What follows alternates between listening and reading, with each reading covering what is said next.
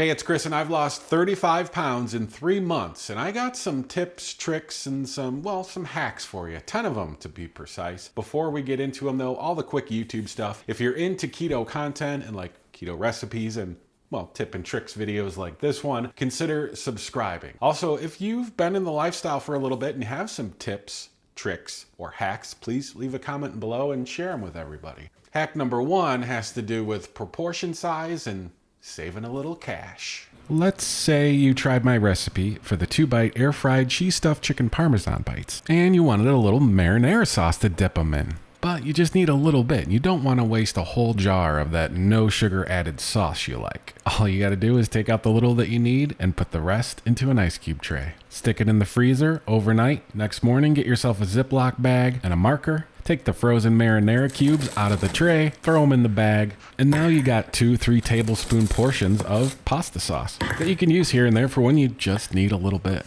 If you love a lot of ice and make drink mixes, it can water it down pretty easily and get rid of the flavor. So shake up a batch of your favorite drink mix, portion it out into the ice cube trays, same thing, freeze it overnight, next morning, Ziploc bag and a marker. In fact, another hack I have in this video utilizes the freezer. And, well, it allows you to have something that shouldn't be on your keto breakfast plate. I think I still have about 4 or 5 cubes in the freezer from that very bag of that $9 jar of pasta sauce I bought a few months ago. So you might have noticed the toast on my breakfast plate there. Yeah, sausage, eggs, and toast. Yeah, it's just keto bread. Not really a hack, right? But I don't know. I mean, I've only tried one brand. I haven't tried every single keto bread out there, but it's really chewy. It has a weird sponginess to it. And, well, if you toast it, that changes everything because it's nice and crisp, like, I don't know, a piece of toast. Sure, it has no flavor like real bread. It's fake bread. It's fake bread. However, it's nice to have a piece of buttered toast every now and then with your eggs and your bacon or your sausage. And you take out a slice straight out of the freezer, and by the time your sausage is cooked, that's all ready to frosted. Throw it in the air fryer or the toaster, boom. All of a sudden, your breakfast platter seems a little bit more normal.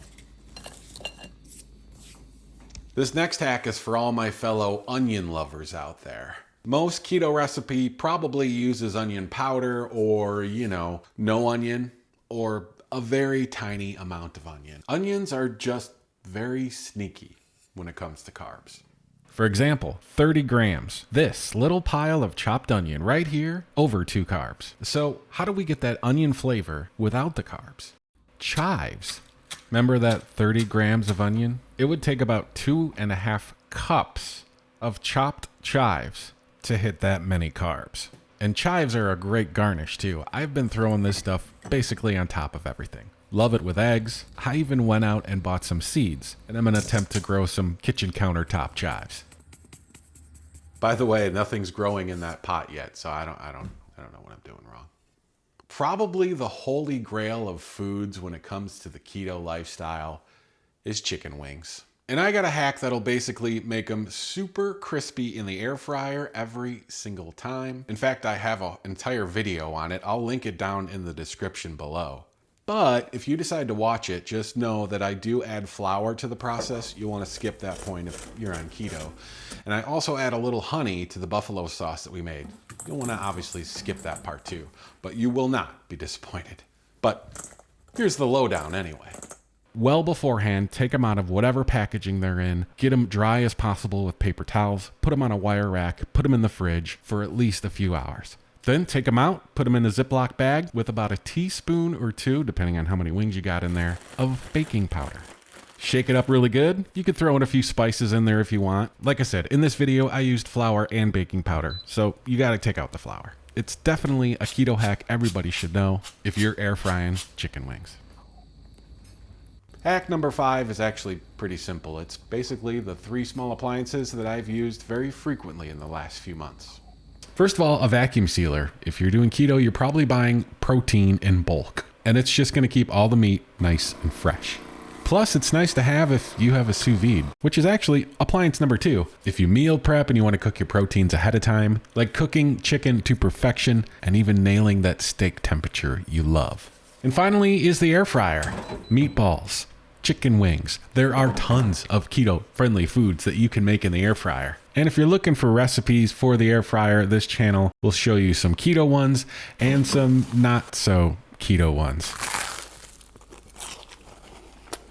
So subscribe to the channel so you can check those out. What are we on now? Number 6? Keto hack number 6 is a very valuable kitchen tool. It's not an appliance, it's a tool. It's the basic kitchen scale. I bought this several years ago just because I like to weigh out my measurements when baking, but now I'm using it for macros. If you want to accurately track your carbs, your protein, your fat, anything really, the most accurate way to do it is by weighing it out. If a serving size is 28 grams, pour out 28 grams, there you go, boom. I'm using it every day, pretty much all day. Just keep it on the counter, takes a second to turn on, put your plate or your bowl or whatever and zero it out, and then we can find out how many grams or ounces it is. By far the most valuable tool is the food scale. But hack number 7 kind of goes right alongside it. Hack number 7 is a tool I used and still do, but not as frequently. But in the very beginning, it was extremely important to me. It helped me learn a lot, and well, it's an app on my phone. So, excuse me 1 second. Let me show you. Here we go. Carb Manager, that's what it's called. Now, I'm not saying this is the best app. I'm not saying it's the worst app. It's just the app that I chose to use, and it's the free version. There is a premium version, but I'm sure there's tons and tons of macro tracking apps. This is the one I just happened to land on and use. You can add custom recipes, like if you have a frequent thing for breakfast, like 3 eggs and 3 sausages, you just scan the barcode once for each thing and save it, so then it's easy to add every day you have it. You can search for things like Oscar Mayer bacon and add it individually too. Like you could say, well, I actually had 6 slices of Oscar Mayer bacon. Scroll down a little bit there at the bottom and say, I had it for breakfast. Click add. Go back to your macro screen and you see 21 grams of protein, 21 grams of fat, 270 calories, and 1.5 grams of fat. So I used this a lot in the beginning until I got really used to serving sizes and my usual meals. So I still use it if I make something new or trying to make sure I got the right macros for recipes for YouTube and stuff. One thing I still use it for, every Friday morning weigh-in, I still track it through this app. You can see there 36.8 pounds so far. By the way, if you have any suggestions for an app, leave it below in the comments. Anything keto related, a carb tracker, I'd love to hear what your favorite one is. Look at us, already on hack number 8. Can you believe it? Hack number 8's reading the labels. And you might be thinking, reading the labels, that's not really a hack. That's kind of a given, right? I need to see how many carbs are in something. That's right, you do. And you're probably looking at other things, fat, protein, probably the ingredients list. Here's the thing, that's all very important. Serving sizes too, because let's face it, it might say 2 carbs, 130 calories, no sugar, but then you realize the serving size is 1/3 of a muffin. I'm going to take it one step further. The thing I think you should pay the most attention to is looking at the labels of other brands of that very same product. Really. Peanut butter is a big thing. Even all the natural ones. One might have 5 carbs where the other one might only have 2 for the same amount, a tablespoon. First discovered this about a month into it when I was designing a recipe that had heavy cream and cream cheese in it. And it's like, oh yeah, this is going to be so rich. It's going to be filling. It's going to be very comforting, and it's still keto. This is fantastic. And I figure out all the macros, and it was like 9 carbs per serving. Holy cow. Just by changing the brand of each of those products, 2.5 carbs per serving, and it was rich and creamy like I intended it to be. Just saying, extra attention to the label is a good thing.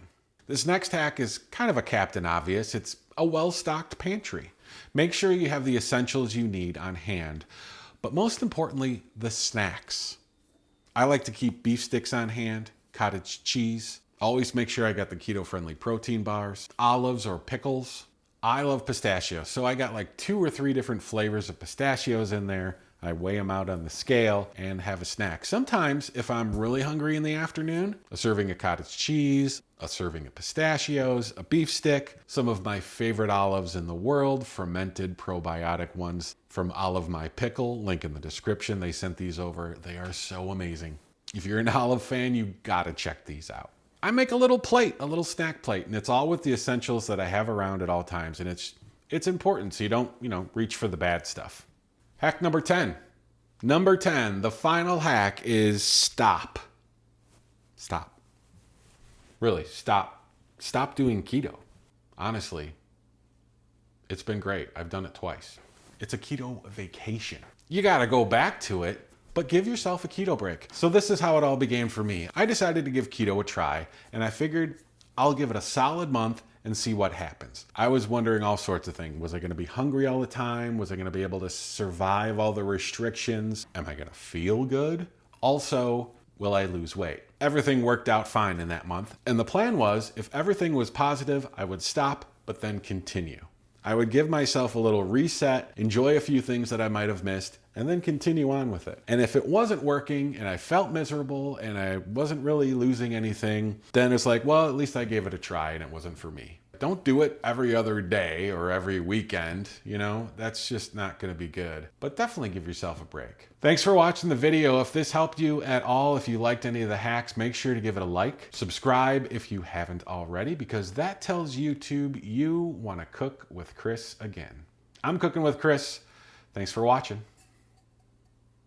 Oh, YouTube thinks you'll like this video. Check it out. That is a good one. Got to click it soon. It's going to disappear.